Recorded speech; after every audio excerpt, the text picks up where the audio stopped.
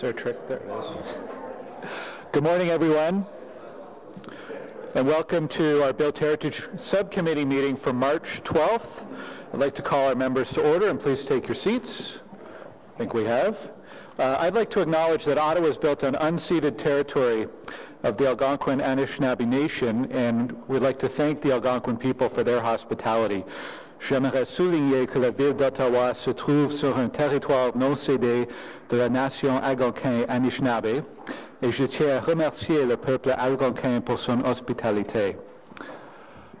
This is the first meeting of this term where we have our newly appointed members, citizen members of the Built Heritage Subcommittee. I'd like to welcome our new members and our returning members, Jennifer Halso, Barry Podolsky, Carolyn Quinn, and Amanda Conforti. Looking forward to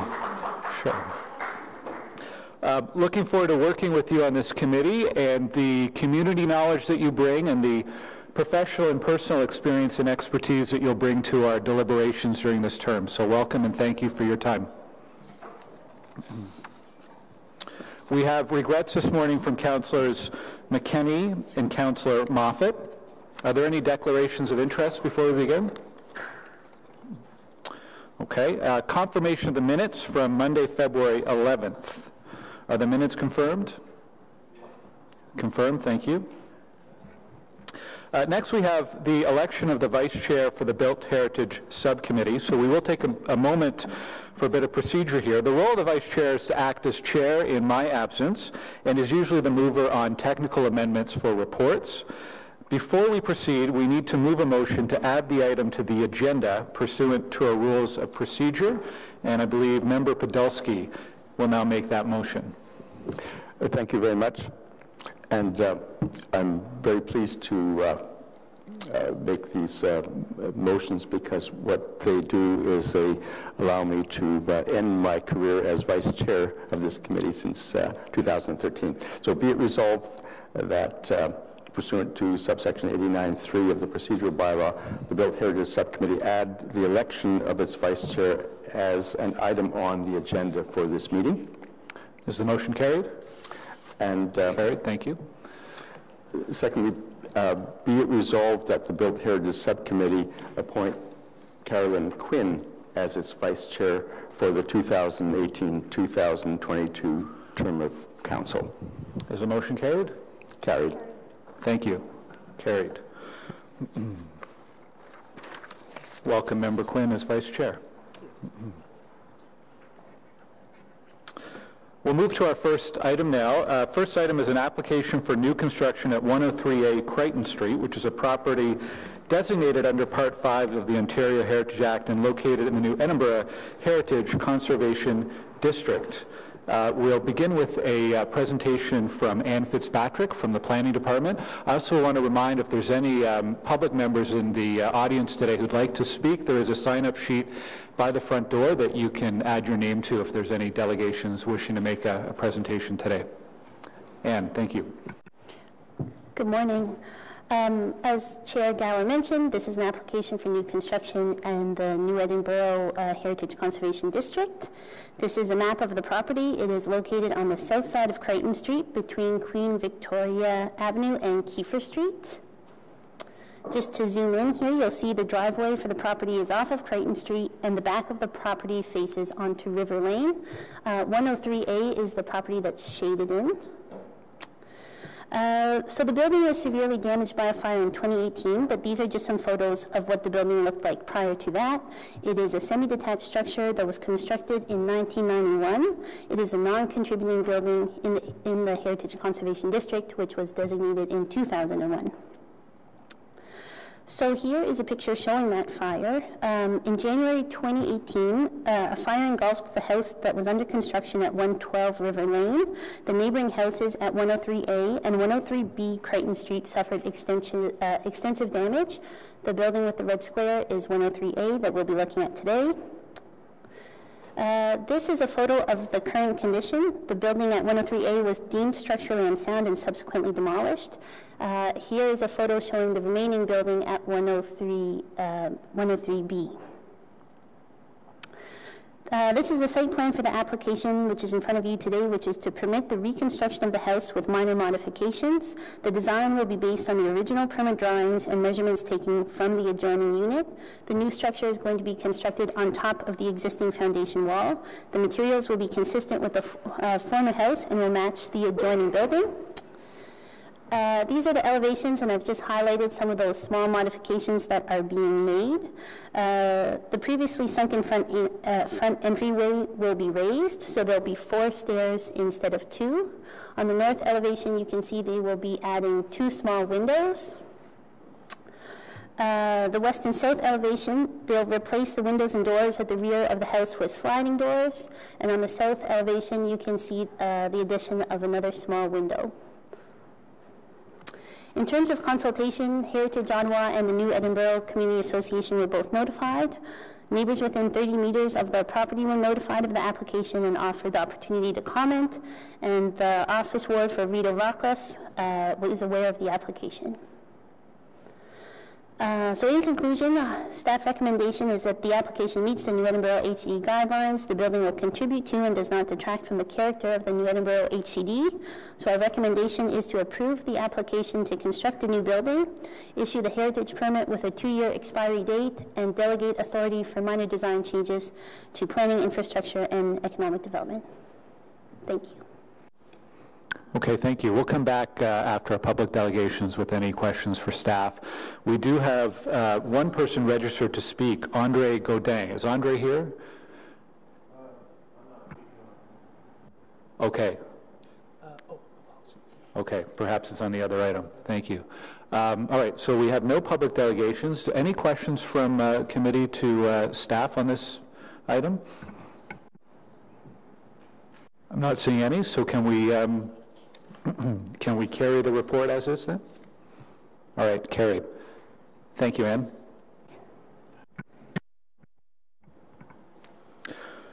Moving on to our second item, this is an application for demolition and new construction at 518 Mariposa Crescent, a property designated under Part 5 of the Ontario Heritage Act and located in the Rockcliffe Park Heritage Conservation District.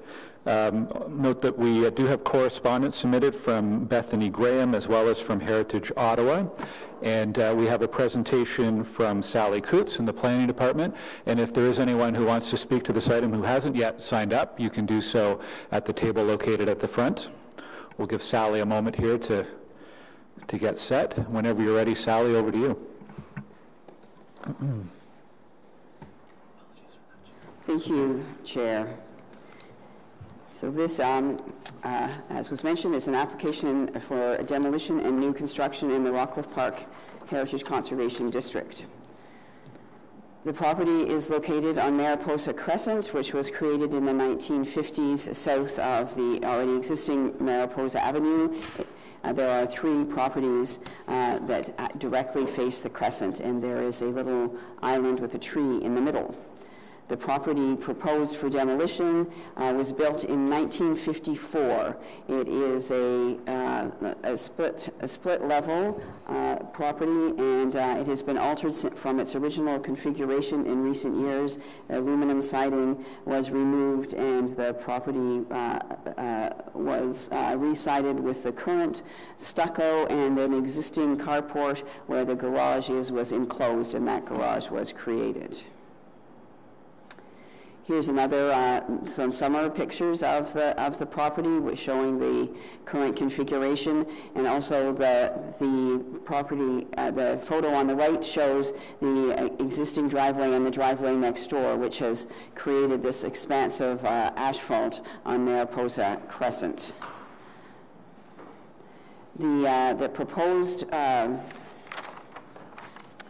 This image shows 2 things in the and I apologize, I know this doesn't work, apologize for the faintness, but this shows 2 things. One is what we always ask for in applications in Rockcliffe Park, an analysis of the zoning of the property and the compliance of the proposal with it. So the chart in the upper right-hand corner shows that the building is at 9.3 meters is less than the allowed height of 11 meters in the area, and it meets the floor space index ratio and the coverage for the site. And you can also, I guess it's kind of light, but the footprint of the original building is in this image, and the building has the same setback as the front yard setback as the original building. It also, the original building, it does not comply with the zoning bylaw, so this has been moved, the property's been moved to the west to free up and bring the east side yard into compliance with the zoning bylaw. Also, I'm just going to go back one, because this is so faint. As you can see, there's a lot of trees in the background of this photo, and they are all to be retained in the new proposal. So again, as we said, the property is designated under Part 5 of the Ontario Heritage Act, located in Rockcliffe Park Heritage Conservation District, and all applications to demolish or alter, and alter designated heritage buildings requires City Council approval. Whoops. So this is a series of elevations, both in the, I really apologize how faint they are. So on the left you'll see the elevation, and then you see it in a colored rendering. So this is the front facade. We worked extensively with the applicant during the design process. Originally, the roof had a steeper slope, there were dormers, and it was higher, so we worked to alter those things. And we also, the proportion of stone to, or smooth dressed stone to rough stone was altered, and the front door was simplified, and the before and afters are included in the staff report. So here we have, this is the garage, which faces north-ish. One of the things in the new Rockcliffe Park Heritage Conservation District plan is to ask that integral garages no longer face the street, and every effort be made to have them face sideways so they don't dominate the streetscape. Here is the rear yard, the rear elevation, showing the garage, and as you note, it steps down towards the garage. So because Mariposa is on a hill, and the property steps downwards as it towards the bungalow on its north side, and there is the other side elevation. We asked the applicant this is for illustrative purposes only, but to show how the building will look in terms of the streetscape. And as you can, it is difficult because it's a curve, but as you can see, it steps down the hill, and the hill then takes advantage of the hill to allow the garage to be accessed at lower grade. Again, here is a similar drawing of the buildings on the street in relation to one another as they step down the hill. And here's another rendering, but not with the current landscaping shown.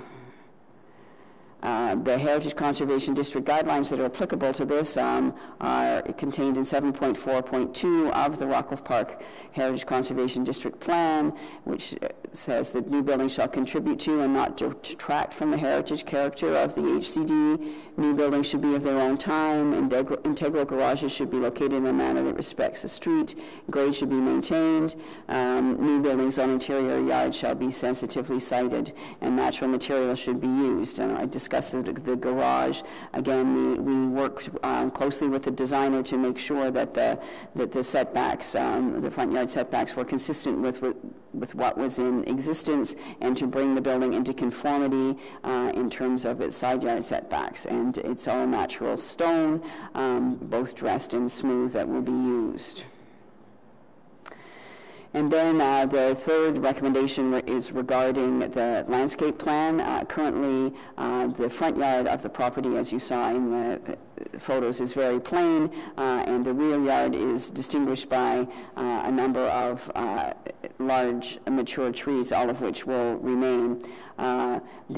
Because the driveway is being, the garage is being moved to the east, a new driveway will be installed on that side, and the former vast expanse of asphalt on the west side will be turned into lawn. The new garage complies with the zoning bylaw in terms of its width and distance from the side yard, from the property line. And again, there were 2 trees adjacent to the east side, which will be removed to allow for this construction, and they're being replaced with the trees in the front yard here that will be large when planted. So in terms of landscape, the Heritage Conservation District guidelines for new construction say soft landscaping will dominate the property. In this case, there will be a lot more soft landscaping than before because the driveway will be brought into conformity. New buildings will be sited to respect the established landscape character of the streetscape. The building is on the former footprint of the original building. New driveways will conform. The new driveway does conform with the zoning bylaw, and the existing landscape character shall be preserved. So as a very simple crescent constructed in the 1950s, the landscape character with the new trees in the front yard preserved that character. In terms of consultation, Heritage Ottawa was notified of the application, and its comments are included in the staff report, which perhaps isn't true, but anyway, they have no comment.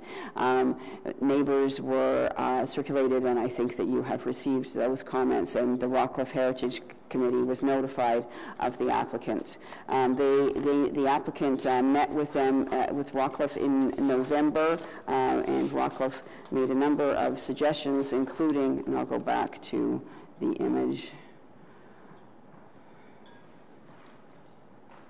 There was concern about the loss of the big bushy tree adjacent to the gable end to street portion of the building, and the Rockcliffe Park Residents Association Heritage Committee asked that the building be redesigned, retaining the 2-story gable roof portion in order to retain these 2 trees. And we looked at this, as did the designer, and we determined that given that the mature trees that you see in the rear of this were being preserved, and the streetscape was being significantly enhanced and improved through the removal of the non-conforming driveway and the elimination of a front-facing garage, and that trees were being replanted, that we were supported the application as submitted, and so.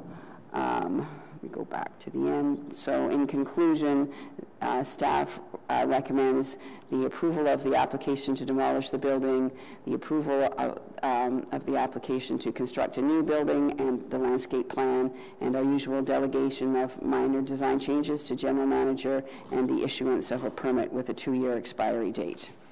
Thank you. Thank you, Sally.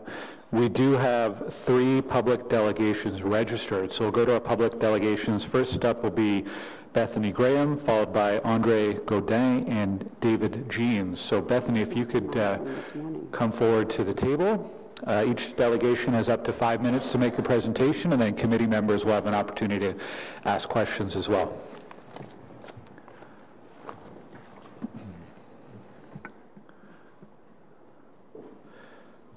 Yeah, just press the red button. There we go. Okay. Should I begin? Good morning. My name is Bethany Graham, and I live at 522 Mariposa Crescent. I'm an immediate neighbor to the property in question. Firstly, I wanted to start by saying that I'm very pleased to welcome new neighbors to the Crescent, and that I'm not opposed to the demolition and construction of a new home on the lot.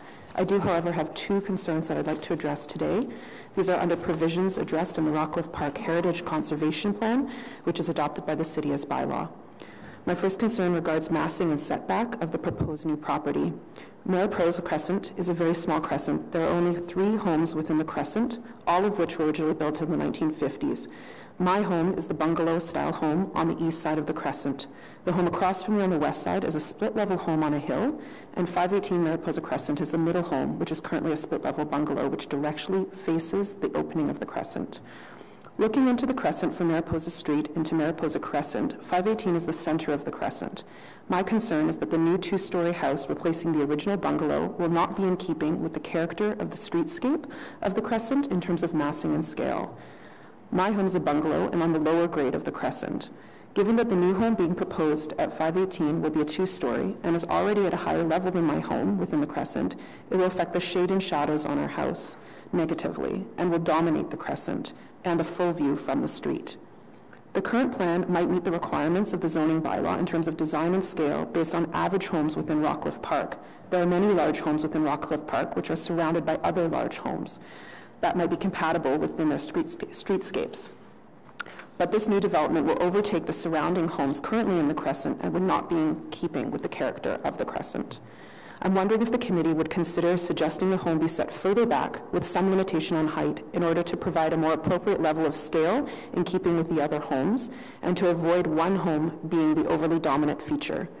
Rockcliffe Park Heritage Conservation Plan on page 8 states that one of its main objectives is to ensure that new house construction is compatible with and sympathetic to and has a regard for height, massing, and setbacks of the established heritage character of the streetscape. I would like to note that there should be no obstruction to our access to light based on the new designs, and consideration of setting it back further will also address this potential issue. My second concern regards the placement of the garage and the location of the swimming pool. The new proposed design for 518 Mariposa moves the existing garage from the west side to the northeast side of the house. This will mean that my driveway and the new proposed driveway will be next to one another. I have a small child, and I'm currently expecting another. As a mother with small children, I'm concerned about safety and the noise from the multiple car garage being located on our side. We ask that the garage remains on the west side, where it is beside another garage and against a hill, where it will not have a negative influence on the lives of the owners of the adjacent home, which is elevated on the hill. Moving the garage to our side and building a swimming pool on our side will negatively affect our family in terms of safety of our children and our peace of mind and noise pollution. On page 24 of the Rockcliffe Heritage Conservation Plan, it notes the establishment of new driveways to supplement existing driveways will not be permitted. If a driveway must be moved because of an addition, the new driveway will be established in conformity with these guidelines and other municipal bylaws. Many thanks for your time and consideration. Okay, thank you very much. Any questions for delegation? Okay, thank you very much. Also note we did receive the letter that was circulated to the committee, so thank you. Andre Godin is next up. Andre?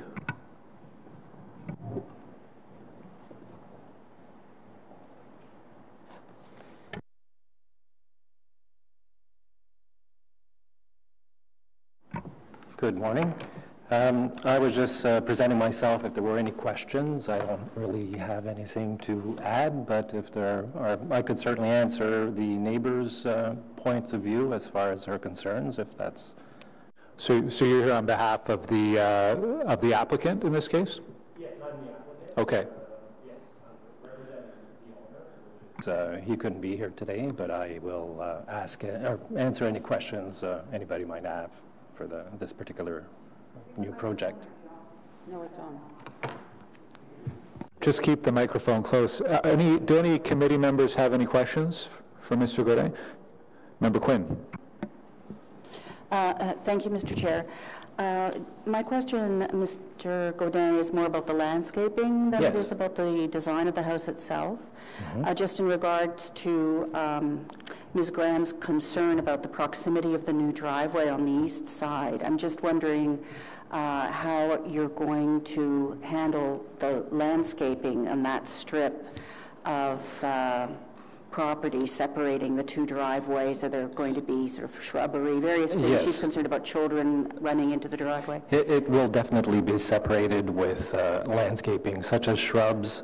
Obviously, the future pool will be fenced in, but that'll be further down. But definitely, we'll be keeping a strip of landscaping between the two properties.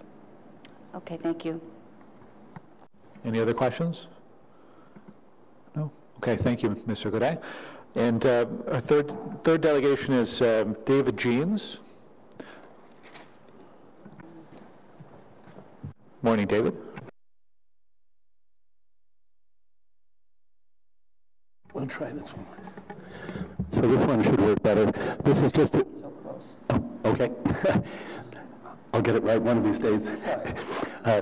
This is just a very short personal comment, and I am basically in agreement with the proposal, but with some regret, because my wife's cousin lived in this house for several decades, and my family spent part of every Christmas in this house, so I know it intimately. I'm very glad that trees at the back, which of course is the widest part of the property, are to be preserved, because certainly viewed from the house, that was a very significant part of the landscape of the property. And similarly, the stepping down of the height of the house following the slope to the east is also quite good. So I clearly can't and won't speak to any concerns of neighbors. But I just wanted you to know that I have a lot of affection for the old house, but I understand why development has to make some changes here. Thank you. Okay, thank you, David. Your connections to Ottawa history never cease to astound me. Any questions for David? All right, thank you, David. Any questions for staff? Member Podolsky. A couple of questions. The first one has to do with the presentation material that applicants are asked to provide. And I think that seeing the landscape plan on the screen here, which is not all that readable, I hope that for in future committee meetings that the applicants be asked to prepare large-scale landscape plans where the title block isn't bigger than the plan itself, and that the color and clarity of them be made evident, because when the committee examines them, when the public looks at them, we should be able to all follow along visually to what is on the screen. So I think that that's been something that has been asked before, but if we can just be more diligent about insisting that the applicants make presentation material that can be seen. The other question, which I think deserves to be asked of staff and answered, is the question that was raised by Ms. Graham, and that is the relationship of new buildings to their immediate neighbors in terms of taking cues on character and scale. I think that if the heritage planner can respond to that question, because it comes up frequently, particularly in Rockcliffe. And I think that if you could talk about why these two bungalows and this one are compatible with each other, specifically about that. So that would be helpful. Mr. Chair, thank you for the question. The Rockcliffe Park guidelines speak to buildings being, that you measure them in terms of their impact on the other, on grade 1 buildings in the streetscape. And this particular crescent doesn't have any grade 1 buildings. So then we looked at it just in terms of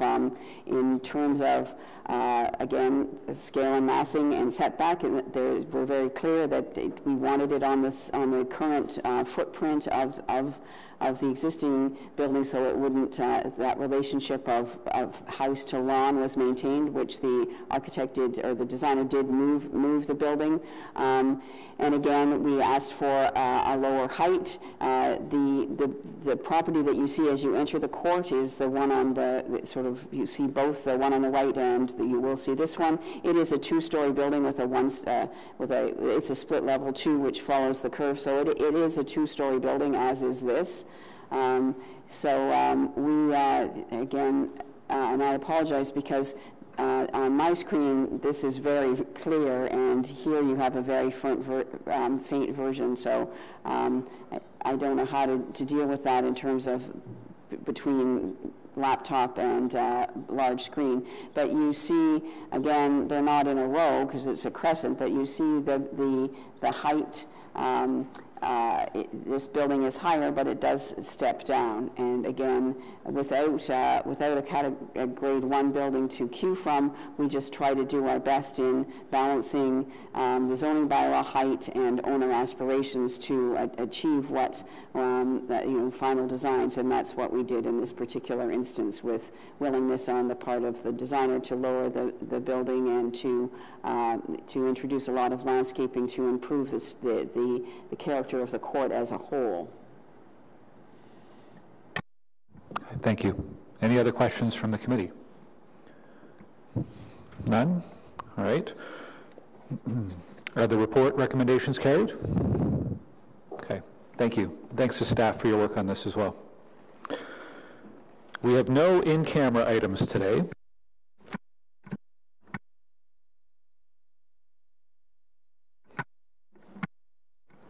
Are there any notices of motion for consideration at a subsequent meeting? I don't think so. Any inquiries? All right, other business. We have an update on McGee House, but first the Vice Chair has a motion that will allow us to receive the update. So, Member Quinn. Be it resolved that the Built Heritage Subcommittee suspend the rules of procedure to receive an oral update from staff with respect to McGee House at 1119 Wellington Street West, and to dispense with the requirement for staff to provide a separate written report on this update so that the committee may receive a prompt update on this property. Is the motion? Thank you. Is the motion carried? Carried. Thank you. So our presenters are Leslie Collins. I was going to say, you don't look like Leslie. Yeah. All right, we have Dana and we have John Buck, Manager and Deputy Chief Building Officer from Building Inspection and Enforcement. Over to you. Thank you very much, Chair. This is just a brief presentation to bring especially the new members of Built Heritage Subcommittee up to speed on this file and what's happening, and it's mostly just some visuals, so we can whip through those fairly quickly. Probably everyone's fairly familiar with the house. It was designated back in 1996, and it's a 2.5-story stone structure. We had an unfortunate collapse back in July of this year. You can see on the image on the left, which was the collapse that occurred. And the image on the right was a result of an immediate, I guess, building code evaluation, determination with a heritage engineer to be able to stabilize the entire building. An additional portion of it had to come down, and that shows what's occurred as a result of that. John's here today, and he'll further elaborate if you have any specific questions. This is some images of current situation today. You can see the collapse is still obvious and evident. The sidewalk is closed off because of the spill of the materials onto the street. And I'm just going to flip now to timelines. So this gives you kind of the details. So the collapse in the end of July, the partial demolition by an emergency order happened a couple days later.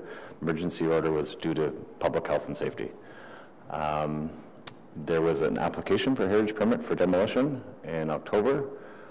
The owner later changed his mind and decided to retain the house in November. And so as a result, we've been working with them very closely over the many months. And more recently, in mid-February, building permits were issued for the restoration, and heritage permits were issued. Just going to flip to the next one. It's not really restoration. I guess it's a stabilization is probably the better word to use. So this is an image of that stabilization permit that has been submitted to building code and to heritage.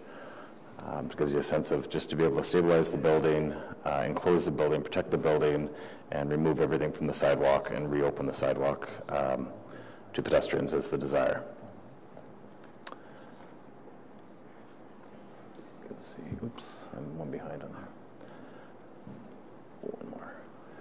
So there's some details in this, and this has all been reviewed internally by building code, by our engineers, and it's just a matter of going forward at this point, and here's our next steps. So really what we're at right now is the desire to move forward with this, to stabilize this, and I'm going to turn over to John to give you the latest details in terms of his negotiations and dealings with the owner and with the owner's consultants. So I'll fill in some comments just further to recent discussions that I've had with both the owner of the property as well as the engineer of record. It's a structural engineer who has been retained, and the engineer does have heritage experience. It's RJC Consultants, RJC Engineers. There was a pre-construction meeting following the issuance of the building permit, and to be clear and to echo what Dane has indicated, the permit itself is strictly for the stabilization. It's for an interim stabilization with the goal of obviously stabilizing the building, of course, but to allow the sidewalk to reopen, as well as the portion of the street, the curb lane parking that's currently within perimeter fencing. So the stabilization, the permit has been issued, and a pre-construction meeting occurred exactly 1 week ago today with the owner, with the engineer, and with construction forces. And all signs are trending towards the stabilization work being able to commence in a matter of days. I wish I could tell you exactly the day. However, it is weather dependent. Right now, as you can appreciate, the stone rubble masonry as a result of the collapse and previous selective demolition is currently under quite a heavy layer of ice and snow and whatnot. And also at the pre-construction meeting, some additional work to be required. Some required work has been identified. So there's going to be additional likely selective demolition as well as stabilization, perhaps over and above what was initially thought. However, all indications are that this, in the grand scheme of things, is fairly minor. It's mostly handwork and whatnot. So anyhow, Building Code Services is expecting a further report, a monitoring report, to follow this week, as well as we are expecting a schedule to be produced. And of course, very appreciative, the engineer as well as Building Code and City of Ottawa staff of the need, the requirement to reopen the sidewalk and road and get the community back to as normal scenario as possible, as soon as possible. With that, I could certainly be available to take any questions. Okay, thank you very much. Should also mention that we are receiving this formal update today. Both Councillor Leeper and the Wellington West BIA have been receiving weekly updates as well. Councillor Leeper, I know you have some questions. Thanks, Chair. So I'll just quickly ask, in terms of the work that is to be done, it hasn't been done yet. The permission's been extended. That's because the ice is too hard packed and we have to wait for some of that to soften up? Mr. Chair, that is one component, absolutely, Councillor. The other component I touched on briefly is that at the last site meeting a week ago, a little bit more work was discovered that's required to be done, some minor demolition, and I don't want to get too far ahead because I simply haven't seen the report itself, but just in speaking with the engineer, there has been possibly a minor scope change, minor though being my understanding, nothing that will require additional permits or iterations through Building Code Services. One thing to emphasize is that the work does have to be done under the supervision of the structural engineer who will have forces on site throughout this process. So when you're dealing with old buildings such as these, there's a tremendous amount of variability, and what you plan on might not be what ends up happening once you start coring into the 100-plus-year-old assemblies and whatnot. So yes, weather dependent is one component, and we are just awaiting finalization of the engineering requirements as well for the initial stage of the work. When it gets underway in earnest, about how long is it expected to take? I have asked this of the engineer as well, and we are anticipating a schedule. Again, there is that variability in terms of the construction assemblies and whatnot, and sometimes what you plan isn't what actually ends up happening, but roughly it's a matter of weeks. Months, hopefully not, from everybody's end. I would suggest it won't be a few days, it will be a matter of weeks. Weeks, okay, so somewhere between days and months. Unfortunately, that's the best I can do. I mean, we don't have the schedule at this point. I wish I could tell you it would be exactly a month, and I can't unfortunately do that, but it will be, several weeks. Now, one thing I should add for the benefit of the committee here is that it's been emphasized, and the engineer has agreed to phase the work appropriately such that the sidewalk and the road can be reopened as soon as possible. What that means, there is an overhead protection component on the sidewalk, and we just talked about it this morning, is that every effort's going to be made to actually do that overhead protection along the sidewalk in parallel with the stabilization work, and then once the stabilization work is complete to a point to allow the sidewalk to reopen, the fencing can be removed, as opposed to put them in series, do the stabilization work and then do the sidewalk. Yeah, it might save a few days here or there, and it's appreciated that every day is very valuable in this scenario. Right, and it is. So there's a point at which the front wall is no longer an imminent or no longer a risk of collapse, and you can have the overhead in place even while the rest of the work is ongoing in the rest of the site. Correct. Okay.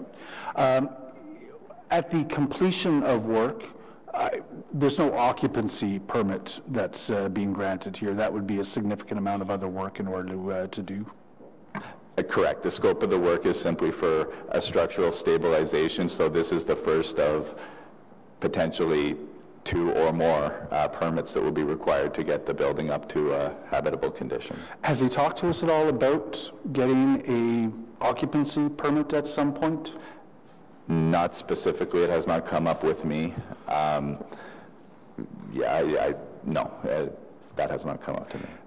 What kind of statutory powers, if any, do we have to require that he continue working on the building past stabilization to get it to the point of occupancy? Somerset House is on everyone's minds.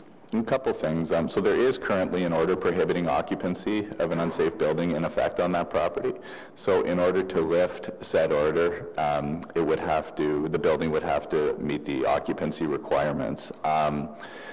Further to that, though, the orders, there was a series of orders issued right from the day of the collapse onward. There's been several orders, and they remain in effect. The vast majority have not been complied with in totality, and one of the items in the order, and its deadline has come and gone, is to have this building rebuilt properly under the proper building permits, and I'm not just talking about this temporary stabilization, I'm talking about the substantial rebuild, including under heritage permit as well. That has not been done.